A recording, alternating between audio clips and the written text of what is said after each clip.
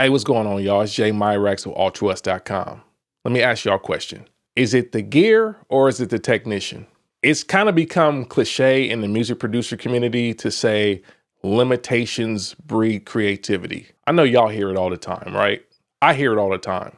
I'm a proponent of it. I believe that limitations do breed creativity. I know it personally, and I've also observed it over time throughout the history of music recording and other creative ventures. People are always finding new ways to be inventive and engineer things and just discover new ways to think about a creative tool or a creative process. So I do believe that when things are limited, there's just this creative nature. For like a real creative person, they'll figure out ways to make certain things work.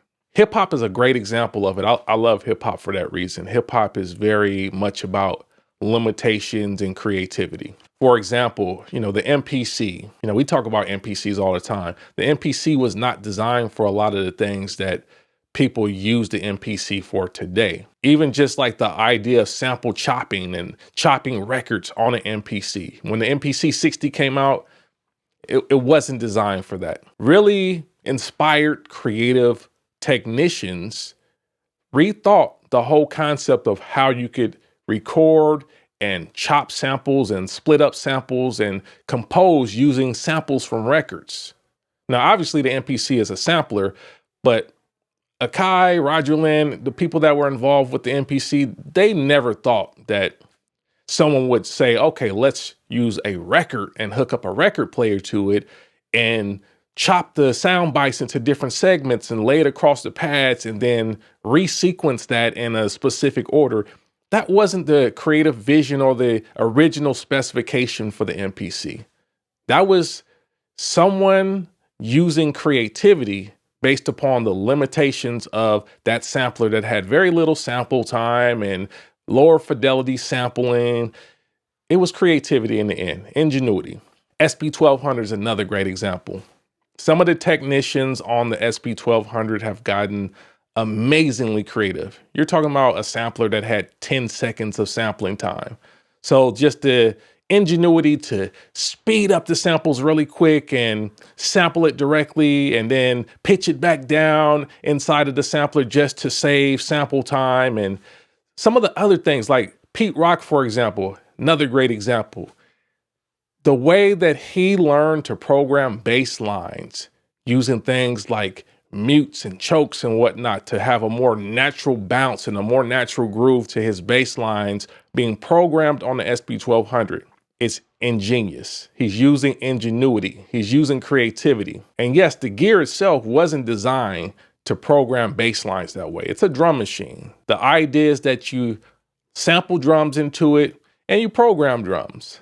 But the ingenuity and the creativity to learn how to make it and manipulate it in a way that allows him to produce the entire track from that device is amazing. There are plenty of examples of producers and engineers that have persevered beyond the limitations of a specific piece of gear or a specific studio setup and just thought of really amazing ways to achieve what they're looking for. So I understand limitations do breed creativity, but is there ever any case where the gear is just not the right gear? From my experience, there are plenty of cases where the gear is just not the right thing. Back in 2009, for example, I bought a MacBook Pro and I bought one of the top of the line MacBook Pros at that time. My intention obviously was to use my MacBook Pro for music production, but I had a very specific thing that I was going for. I wanted to be able to use my computer as a sound module. So I wanted to run things like Contact and Mini Monster at that time and Massive FM8 and all the other virtual instruments that I wanted to be able to leverage in my production. But I wanted to use it with my MPC, making the computer a sound module. Let me tell you, I was so frustrated with that setup. I was frustrated because the computer was still a bottleneck. It wasn't the right level of computer power to do what I was trying to do. And of course you could say, well, yeah, working on a computer, you can do all these different things like, hey, yeah, sure, you can bounce out audio and you can, bounce to track and consolidate and all this stuff that you would do if you're working in the box, which is correct. But in my case, I had a very specific vision and I was looking to achieve a certain thing. And the reality was, no matter how many compromises I made, that computer was not strong enough to do what I wanted to do. Another example, back around 2007, I had the Apogee Duet, a 2-channel audio interface. Very great quality. I was a fan. I love what Apogee was doing.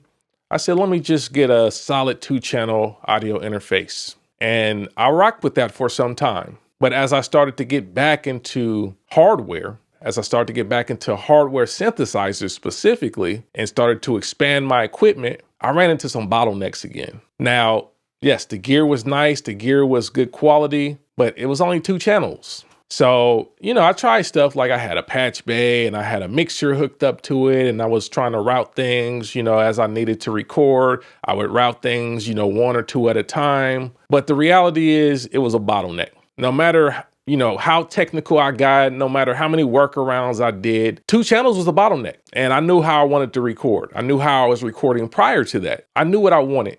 And I knew that was not the right setup in the end. So it was the gear. Yes, I could have done the workaround. I could have kept doing the workaround.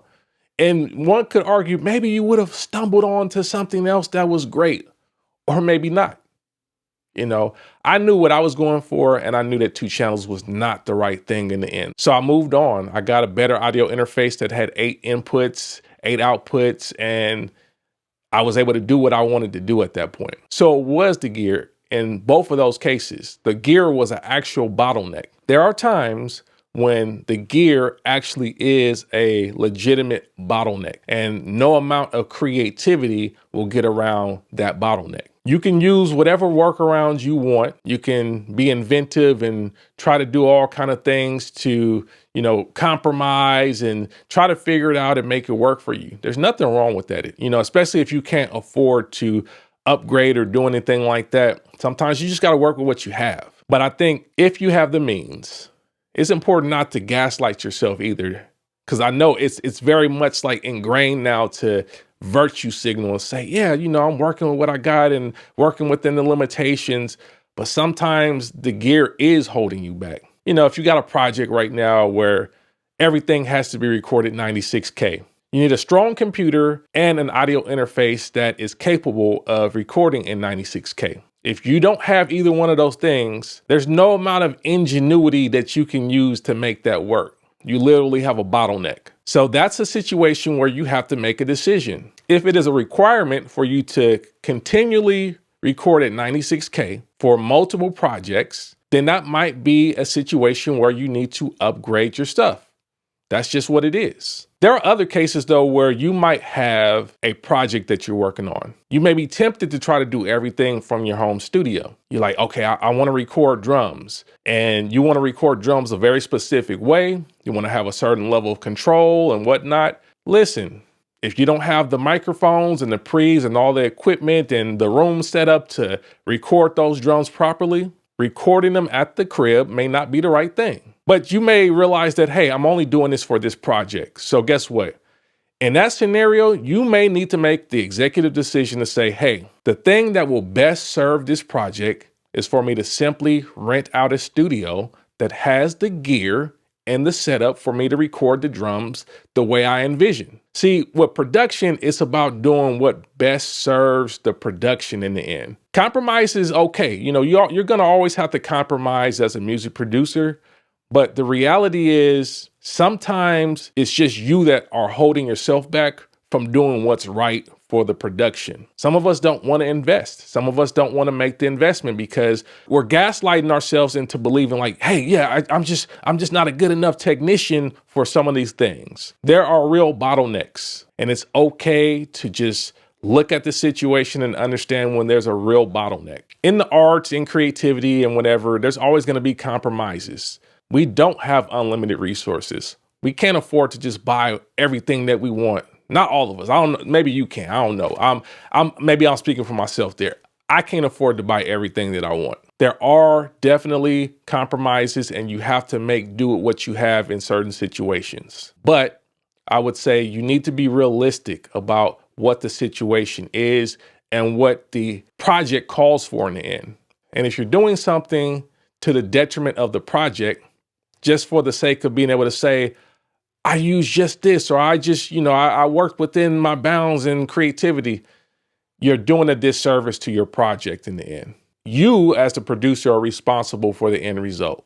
So you have to make the executive decision when you need to do something a little bit more drastic or a bit more expansive to achieve what you're going for in the end. That's your job. That's our job as the producer. I wanted to bring that up because I had been thinking about it. I had been doing some stuff in my own studio, and I found myself kind of working through some of that. It's a ongoing thing. You're always going to kind of fight with that, especially when there's an imminent expensive upgrade to be done. But the reality is sometimes the gear is really the limitation. I've experienced this with video stuff as well. Sometimes you just don't have the right setup for your video. That's just what it is. Sometimes you just don't have the right computer. Sometimes you just don't have the right camera, the right lens, whatever it is, whatever scope of creativity we're talking about, there's always going to be things that don't allow you to do exactly what you're trying to achieve because the gear has limitations that are actually a bottleneck in the end. Yes, continue to master your craft. As you learn your tools, as you learn the limitations, it'll be more informative for you to know when you actually need to make an upgrade. That's important. Listen, if you don't learn your gear, you won't actually know the limitations. You'll have fake ideas of what the limitations are. Oh, it can't do this. And meanwhile, page 200 of the manual says, no, it can do that. This is how you do it. Sometimes you just don't know the gear. If you do know the gear, and you can recognize realistic limitations and bottlenecks, it's up to you to make that decision to overcome those. But make the decision that best serves the music in the end. Don't forget, it's about the music. So whatever best serves the music, that's what you need to do. But let me know in the comments what y'all think. Is it the gear or is it the technician? All right. Until next time, peace and God bless.